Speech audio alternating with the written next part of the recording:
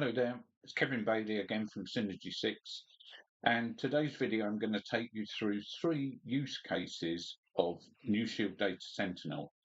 The first will show you how to revert your data back instantly when it's been compromised by malware or a ransomware attack where its target is to damage the data that you have. The next one will be looking at how, when we do a revert, we can also lock the same files down so they can no longer be compromised. For instance, a double extortion attack. You will see the details as we go through that. And third, data deletion. When data has been deleted, which is one way that cyber criminals try to compromise your system, we will show with NeuShield how we can get the deleted data back from the system. So, for this video, I'm going to use this test bed of data. There's approximately 30 files of varying sizes. As I've said before, size of the file is immaterial. We're not rebuilding the data. This data is already on this device that I'm using, which is a Windows 11 device that we have. What I'm going to do here is I'm going to take the NeuShield New Encrypt tool, which is a version of malware that we have, and I'm going to target this set of files, and I'm going to ask it to go and encrypt it. Now, when that's done, it's all been encrypted inside. The other thing for you to make note of is that the NeuShield client GUI has warned the user that it has paused the overlay commit schedule, which means it's found suspicious file activity going on. And that also means that the IT team centrally have been given this same alert. Now, to recover this, it's very simple. I won't go into what you would normally do because that will take too long. But for NeuShield, all I do is simply go to the folder involved and right-click on that folder, show more options, and then click revert. Now, some people worry about users doing things they shouldn't do. And if they inadvertently hit commit change, i.e.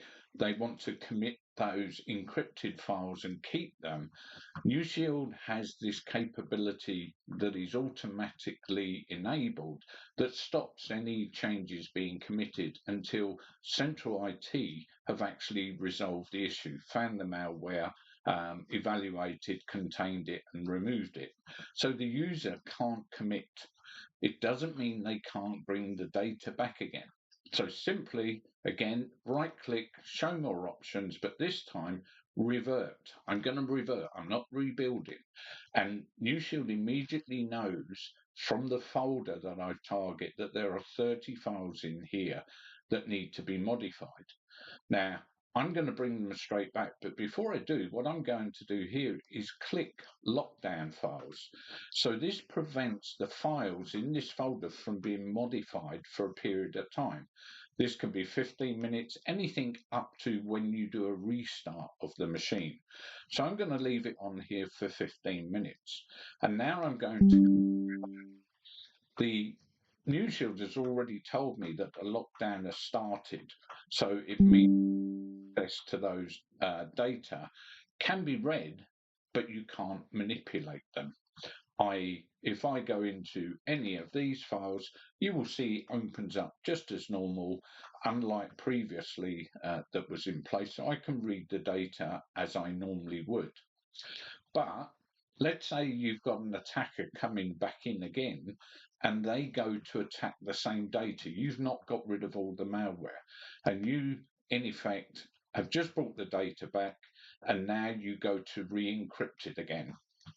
Nothing. It can't re-encrypt the data as it did before because the files are on lockdown. In other words, you cannot manipulate the files and play with them. Now, the other area of this is we're going to look at data deletion. Now, obviously, I can't delete these files because deleting them is a modification and I've got it set. But I've got a different set up here. So let me just do something simple. If I open this up, you'll see there's many files in here with many subfolders. I'm going to simply delete them. Now, this could be done operationally by a user who's doing a valid cleanup of their system, but it could also be done by an attacker. And when you look in the recycle bin, you'll find that my folder is in the recycle bin. So I'm going to empty it because an attacker would normally use a force delete command, and that wouldn't put it in the recycle bin. It's the same sort of thing if you're deleting files that are very, very large. Because there's not enough room maybe on the PC, it will automatically delete them. That's what we've done. In fact, we're going to go through and we're going to delete a few more that are on the system. So, yeah, let's take these folders that we've got here. So I'm just being general with what I have, and I'm emptying everything out of the system. So now you would normally have to go and raise a ticket to your IT team to get them to recover the data back that you have. But again, not with NeuShield. I simply go to the highest level folder, and in this case, it's the desktop, because that's where the folders that have been removed come from. You could do it for each of these. I right click, show more options, and then say to the system again, please revert the changes that are in place. It starts scanning through everything, and now it's found out that across those folders there's another 22 files that are in place, and I need to bring them back. So I click revert, and you will see they've now reappeared in front of you, and the restore's complete. All of my files are back to where they were, and they're all accessible. I hope that was of use to you and showed an operational, both in normal operations, but also under a cyber incident, of how NeuShield can help you. Thank you very much.